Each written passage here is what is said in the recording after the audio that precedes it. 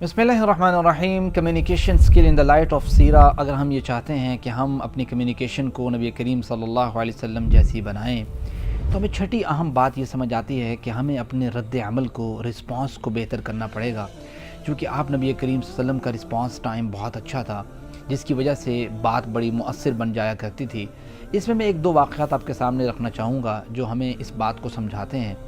پہلی بات، نبی کریم صلی اللہ علیہ وسلم کا وہ واقعہ ہے کہ جب عتبہ بن ربیعہ کو کفار نے بھیجا اور کہا کہ آپ جائیے اور ایک آفر کروائیے نبی کریم صلی اللہ علیہ وسلم کو کہ یہ آفر ہے کہ کچھ دن آپ جو ہے نا وہ اس طرح کر لیں۔ تو وہ آفر کچھ یوں تھی کہ جب وہ نبی کریم صلی اللہ علیہ وسلم کے پاس پہنچے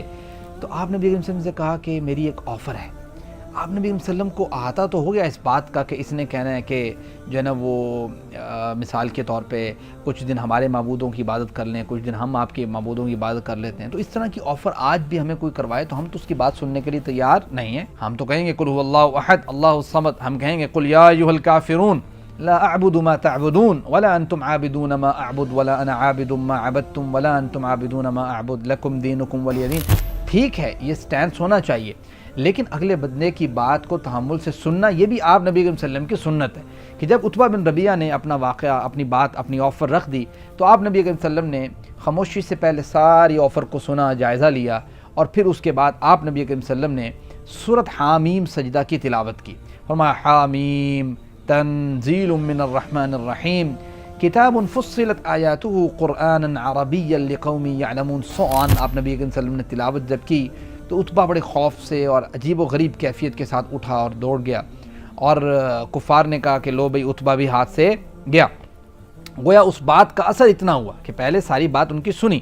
یہی وجہ ہے کہ جب آپ دیکھتے ہیں کہ طلاق کا جو معاملہ ہے اسلام میں، معاملہ طلاق جو ہے، اس میں بھی رسپانس ٹائم جو ہے وہ دیا گیا، یعنی ایسے نہیں ہے کہ آپ فوراً سے ایکشن لے لیں۔ جو اوریجنل طلاق کا طریقہ ہوتا ہے اس میں یہی ہوتا ہے کہ بھئی آپ مثال کے طور پر طلاق دیں، کچھ عرصہ آپ رکیں، آپ 3 ماہ گزاریں، پھر آپ طلاق دینا چاہیں پھر دے دیں دوسری طلاق، ٹھیک ہے، یا مثال کے طور پر 1 ماہ گزاریں پھر آپ دوسری طلاق دیں۔ گویا انسان کے پاس کم از کم رد عمل کا یعنی رسپانس کرنے کا ٹائم موجود ہو، سوچنے کا ٹائم موجود ہو، اس سے بڑا فائدہ ہوتا ہے۔ اس میں ایک واقعہ بڑا اہم ہے میرے خیال سے جو اس چیز کو الیبوریٹ کرتا ہے، وہ ہے ابراہیم بن عیلہ رحمہ اللہ کا واقعہ ہے۔ یہ خلیفہ ہشام بن عبد الملک کا دور ہے 105 سے 125 ہجری کا، کہ ہشام بن عبد الملک نے ابراہیم بن عیلہ رحمہ اللہ کو ایک دن بلایا اور کہا کہ میں تمہیں مصر کے محکمہ خراج کا گورنر مقرر کرنا چاہتا ہوں۔ تو ابراہیم بن عیلہ رحمہ اللہ نے وہ گورنری قبول کرنے سے انکار کر دیا۔ اب یہاں پہ یقیناً بادشاہ وقت جو ہے اس کے ذہن میں بات تو آئی کہ بھائی میں ایک شخص کو اتنا بڑا عہدہ دے رہا ہوں اور وہ ایکسیپٹ نہیں کر رہا۔ لیکن کچھ ہی دیر بعد ابراہیم بن عیلہ نے قرآن کریم سے استدلال کیا اور سورہ احزاب کی ورس نمبر 72 کو ہشام بن عبد الملک کے سامنے رکھا اور کہا اِنَّا عَرَضْنَا الْأَمَانَةَ عَلَى السَّمَاوَاتِ وَالْأَرْضِ وَالْجِبَالِ فَأَبَيْنَ أَن يَحْمِلْنَهَا وَأَشْفَقْنَ مِنْهَا وَحَمَلَهَا الْإِنسَانُ إِنَّهُ كَانَ ظَلُومًا جَهُولًا۔ کہ دیکھیں اللہ تعالیٰ نے اپنی امانت کو آسمان و زمین کے اوپر نازل کیا۔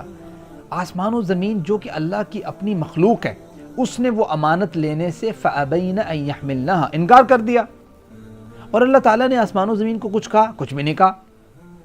تو ہشام بن عبد الملک، تم بادشاہ ہو، ٹھیک ہے، سلطنت کے، تم میرے پیدا کرنے والے نہیں ہو، اور تم مجھے اگر ایک چیز دے رہے ہو، ایک حکومت کے اندر ایک عہدہ دے رہے ہو، میں نہیں ایکسیپٹ کرتا تو میں اس میں قصوروار نہیں ہوں، اور آپ مجھ پہ اس کے اوپر کوئی سزا عائد نہیں کر سکتے۔ گویا اگر یہاں رک کے ہم ذرا یہ سوچیں کہ ہشام بن عبد الملک کا اگر رسپانس ٹائم کم ہوتا، وہ صرف اتنی بات سن لیتا کہ آگے سے کسی نے یہ کہا ہے کہ میں ایکسیپٹ نہیں کرتا آپ کے عہدے کو، اور اس پہ کوئی رسپانس دے دیتا تو وہ قتل کروا سکتا تھا، قتل کروا دیتا، غلطی کر بیٹھتا۔